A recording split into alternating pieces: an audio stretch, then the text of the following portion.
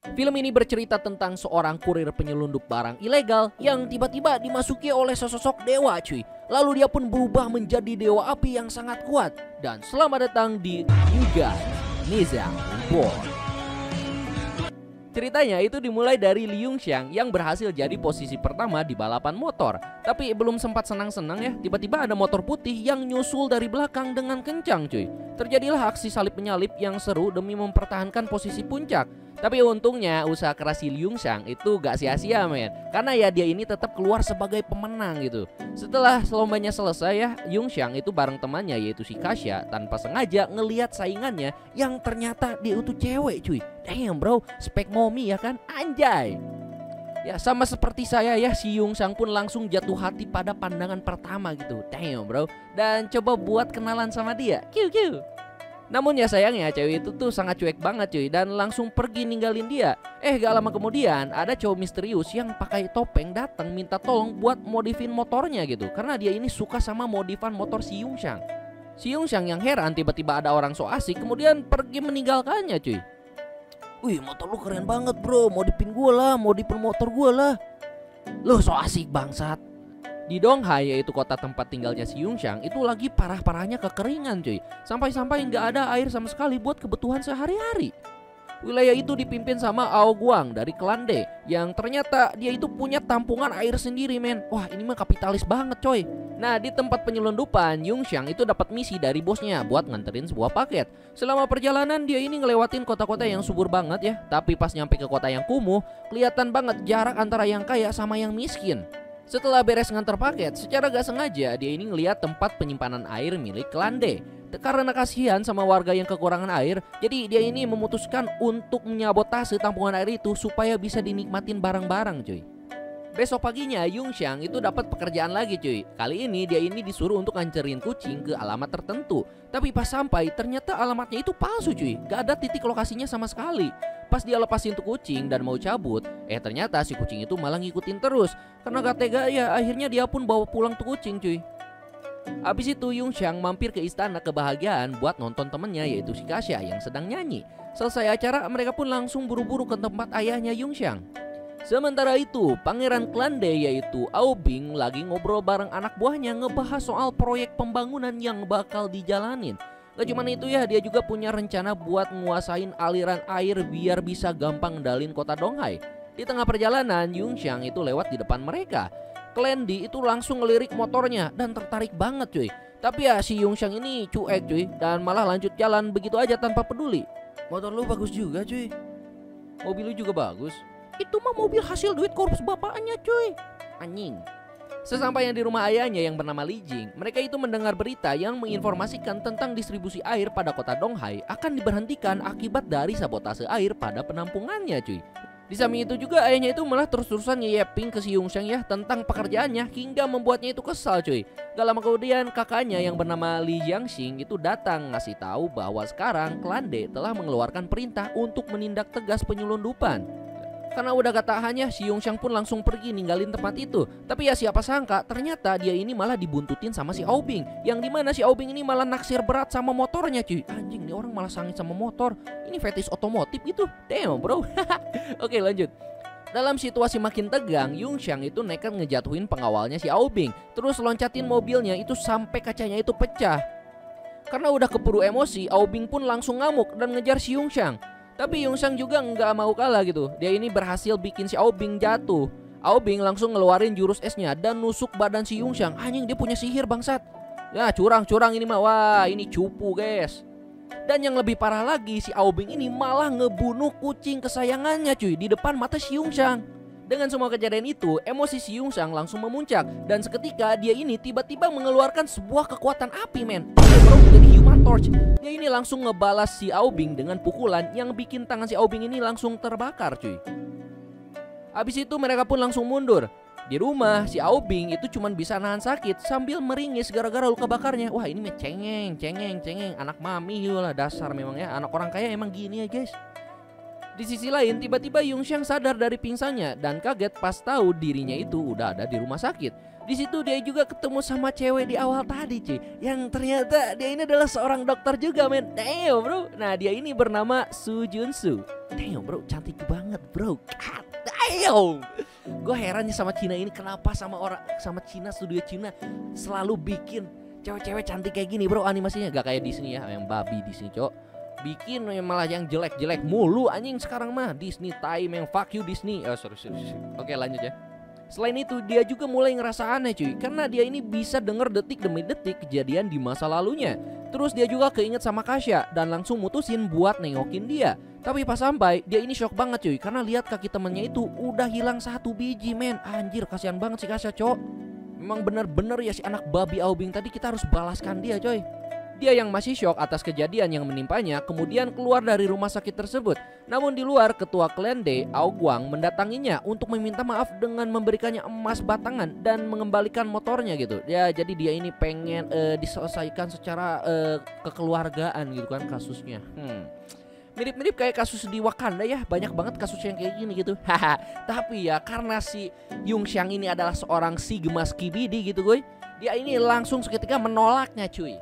Karena dipenuhi dengan dendam juga ya, si Yongxiang pun langsung pergi buat ngejar Aubing demi membalas dendam. Sementara itu, Klande, Ao Guang yang sadar kalau Yongxiang bisa jadi ancaman, langsung menyuruh anak buahnya buat ngehabisin dia.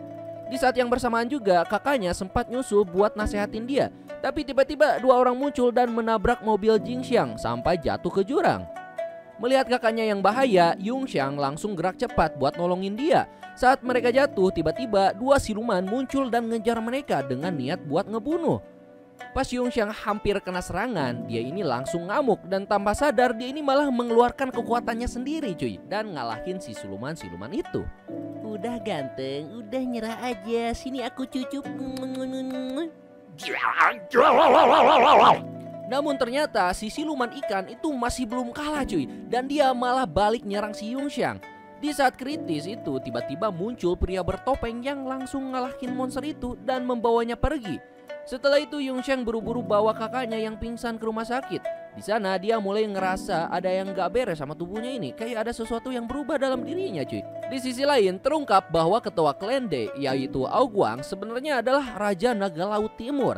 Ia ini memiliki luka yang sama persis dengan yang dimiliki oleh putranya Aubing. Dalam sebuah percakapan, Ao Guang menceritakan bahwa ribuan tahun yang lalu Neza yang kini bereinkarnasi menjadi Yongxiang itu pernah membunuh Aubing. Untuk menghidupkan kembali anaknya, Ao Guang itu menggunakan kekuatan sihirnya dan menciptakan tulang baja sebagai fondasi tubuh baru bagi Aubing. Oh jadi gitu ya, ternyata si Yongxiang ini adalah reinkarnasi Neza, cuy. Pantas aja dia ini bisa mengeluarkan semburan-semburan api kayak gitu, cuy. Gue kira dia ini adalah kerasukan Johnny Storm ya dari Fantastic Four anjing. Sorry. Dan di sini si Aubing itu kan kalau di Neza sebelumnya dia ini kan temennya si Neza ya, di sini malah jadi musuh, cuy. What the hell, man? Ini mah dihasut bapaknya ini mah, sama dikasih harta ya guys. Karena kan ada sesuatu yang bisa mengubah seseorang gitu, harta, tahta, dan wanita. Nah ini nih si Aubing langsung berubah jadi kayak gini, cuy, gara-gara itu ya. Oke, anyway lanjut lagi ya. Selama 3000 tahun terakhir, Ao Guang itu terus mengawasin kota Donghai dengan satu tujuan, yaitu membunuh reinkarnasi Neza, yang dimana saat ini itu adalah si Yongxiang. Ia menyimpan dendam mendalam karena di masa lalu Neza itu telah membunuh putranya Aubing. Saat Aubing mengetahui kebenaran tersebut bahwa dirinya pernah dibunuh oleh Neza, ia pun merasa sangat terpukul dan marah hingga memilih untuk meninggalkan ayahnya. Melihat Aubing yang belum cukup kuat untuk menghadapi Neza yang telah bereinkarnasi, Ao Guang pun mengambil tindakannya sendiri. Ia memerintahkan para siluman untuk segera membunuh Yongxiang. Di waktu yang sama, Yongxiang akhirnya kembali menemui pria misterius bertopeng yang sebelumnya pernah membantunya. Kali ini mereka bertemu di kediaman pria tersebut. Dalam pertemuan itu, pria bertopeng mengungkapkan sebuah rahasia besar kepada Yongxiang, bahwa si Yongxiang ini sebenarnya adalah reinkarnasi dari Neza, seorang dewa dengan kekuatan api yang sangat dahsyat. Penjelasan ini bikin si Yongxiang kaget, tapi dia juga mulai paham kenapa tubuhnya itu selama ini bereaksi aneh. Setelah menerima penjelasan itu, Yongxiang pun pamit dan meninggalkan tempat tersebut dengan pikiran yang mulai dipenuhi tanda tanya dan tekad baru. Sore harinya, pria bertopeng tersebut didatangi oleh ketua Klande, yaitu si Ao Guang, yang datang dengan membawa 2 koper besar berisi emas sebagai bayaran untuk membunuh si Yongxiang. Sementara itu Yongshang sedang berada di rumah sakit untuk menjaga si Kasya. Namun suasana tenang itu mendadak berubah ketika ayahnya datang dan mengusirnya tanpa banyak bicara. Perkataan ayahnya yang sangat pedas kembali menggores luka lama di hati si Yongshang. Setelah itu Yongshang pergi ke bengkel dan mulai memperbaiki motornya sendiri. Di tengah aktivitas itu pikirannya malah melayang ke masa lalu yang penuh dengan trauma dan konflik. Emosi yang menumpuk membuat tubuhnya merespon dengan cara tak biasa. Tiba-tiba saja kekuatan api di dalam dirinya bangkit dan menyembur liar. Itu menandakan bahwa kekuatan Neza dalam dirinya kembali muncul tanpa bisa dikendalikan. Ya wajar sih, di sini kan si Yongshang gak dikasih aba-aba atau gimana gitu kan, tiba-tiba di ini malah menyemprotkan api gitu cuy pas ngamak ya. Ini mirip-mirip kayak si Naruto pas lepas kendali sama Kyuubi cuy. Ya gitu lah ya. Jadi dia ini belum bisa mengendalikan kekuatannya cuy. Jadi wajar ya, wajar. Merasa tak mampu mengendalikan kekuatan api yang muncul dalam dirinya, Yongshang akhirnya memutuskan untuk kembali menemui pria bertopeng misterius itu. Ia datang dengan satu permintaan, agar pria tersebut membantunya mengendalikan kekuatan api yang terus membara di tubuhnya. Sebagai imbalan, Yongshang menawarkan jasanya untuk memodifikasi mobil milik si pria tersebut. Permintaan itu pun disambut dengan anggukan penuh pertimbangan dari si pria bertopeng, yang kemudian sepakat untuk membantu. Tak butuh waktu lama, ia pun mulai merancang dan membuatkan sebuah baju besi canggih yang dirancang agar mampu menahan dan mengatur pancaran api yang keluar dari tubuh si Yongshang. Jir, bakalan jadi armor ini, wah keren kali lah. Tak hanya itu, pria bertopeng juga itu melatih si Yongshang bela diri secara intensif. Agar ia ini tak hanya bergantung pada kekuatan apinya saja, tapi juga mampu bertahan dalam pertempuran fisik secara langsung. Hari-hari mereka pun diisi dengan latihan yang keras, penuh dengan determinasi dan tekad. Yongshang tidak lupa memodifikasi motor pria bertopeng tersebut hingga menjadi badass. Anjay, jadi keren ya cuy. Karena ingat dengan Kasya, dia juga membuatkan sebuah kaki palsu untuknya agar dia itu bisa berjalan kembali. Hari demi hari dia lewati hingga pada akhirnya seluruh persiapan tempurnya itu siap digunakan. Dan god damn, cowok keren banget jir armornya. Damn man, ya minusnya mungkin kurang helm aja sih. Cuman ya gak apa-apa sih, ini juga udah bagus. Damn bro, mantap. Lalu di saat hari terakhir latihan, mereka pun bertempur dengan seluruh kekuatannya. Hingga akhirnya topeng pada pria tersebut terlepas. Nah ternyata pria tersebut itu adalah monyet coy. What the hell man, 6 lagi telinganya ya. Dan konon katanya kalau ada monyet bertelinga 6 itu dia itu suka menipu cuy. Tapi kemudian pria bertopeng itu mendorongnya hingga berada dalam keadaan tertekan dan marah padanya. Lalu secara tidak sadar, Yongshang membangkitkan kekuatan Neza dalam tubuhnya. Setelah itu Yongshang pun berlatih kembali untuk memanggil kekuatan Neza. Namun karena tidak ada hasil ya, pria bertopeng pun ngasih tahu kalau emang dia itu pengen dirinya dan Neza itu menyatu, dia itu harus bisa mendapatkan kembali Astra yang merupakan senjata asli milik si Neza, yaitu sebuah pita langit yang berada di istana Raja Naga di bawah laut. Keesokan harinya, Dr. Su datang menemui Yongshang dengan wajah serius. Dia ini ingin menyampaikan kabar penting. Namun sebelum sempat mengutarakan maksudnya, tiba-tiba sekelompok anggota klan D muncul dan menyerang mereka. Dengan refleks cepat, Yongshang itu segera melindungi Dr. Su dan menghadapi para penyerang. Di tengah pertarungan, salah satu pengawal Aobing menunjukkan wujud aslinya sebagai seekor siluman katak raksasa dengan kekuatan yang luar biasa. Dalam kondisi terdesak, kekuatan Neza dalam diri Yongshang itu bangkit kembali. Tubuhnya diselimuti oleh aura api menyala. Dan dengan kekuatan penuh, ia berhasil mengalahkan siluman katak itu dalam ledakan dahsyat. Sementara itu di lain tempat, seorang pria misterius yang menjalankan bisnis penyelundupan rahasia menemui Aobing secara diam-diam. Yongshang pergi ke rumah sakit dengan harapan bisa berbicara dan berdamai dengan ayahnya. Namun saat tiba, ia ini tanpa sengaja mendengar percakapan yang menyakitkan cuy. Sang ayah mengeluhkan bahwa Yongshang itu hanya membawa masalah bagi keluarga cuy. Emang beban nih anak ya, anak tolol ini, anak haram ini mah. Terpukul oleh ucapan itu, Yongshang pun meninggalkan rumah sakit dengan hati hancur dan menuju tempat Kasya untuk mencari ketenangan. Tak lama kemudian, Dr. Su datang menghampirinya dan menyerahkan pita rambutnya cuy. Ia juga mengatakan bahwa Yongshang itu memiliki potensi besar untuk menolong banyak orang. Dan bahwa ia itu tidak sendirian cuy. Kata-kata itu membangkitkan semangat Yongshang. Ya siapa lagi kalau gak bangkit ya cuy. Cantik gini men, dikasih motivasi aku juga mau dong. Namun si Kasya yang melihat keakraban mereka itu merasa tersisih dan cemburu. Lalu dia pun pergi tanpa sepatah kata pun. Tak lama kemudian Kasya secara tidak sengaja melihat sosok pria yang dicurigai sebagai pengkhianat. Orang yang bertanggung jawab atas kematian Six dan penyabotase baju jarah milik si Yongshang. Pria itu menoleh dan langsung menyadari bahwa Kasya itu melihatnya. Dengan wajah panik ya, si Kasyap pun segera berbalik dan berlari menyusuri lorong belakang rumah sakit yang meremang-remang. Pria itu pun langsung mengajarnya, tapi sayangnya kakinya itu malah terpleset karena lantainya yang licin. Ia pun jatuh dan tersudut tepat ketika ia hendak diserang. Tiba-tiba ada ledakan yang mengguncang rumah sakit. Pasukan siluman tiba-tiba menyerbu dari segala arah, membuat suasana jadi makin kacau. Tanpa pikir panjang, ia segera mengenakan baju besinya untuk menyelamatkan para pasien dan staf rumah sakit. Meskipun dalam kondisi lemah dan dengan perlengkapan yang tidak sempurna ya, Yongxiang pun tetap maju ke medan pertempuran. Ia bertarung habis-habisan melawan salah satu siluman kuat yang memiliki kemampuan menciptakan ilusi dan kabut tebal. Siluman itu pun akhirnya menghilang ke dalam kabut gelap. Sayangnya, akibat pertempuran itu, ayah Yongxiang itu tewas. Itu membuat Yongxiang diliputi amarah dan kesedihan yang mendalam. Sementara itu, di dalam markas, pria bertopeng diam-diam mengamati aktivitas para anggota Klande.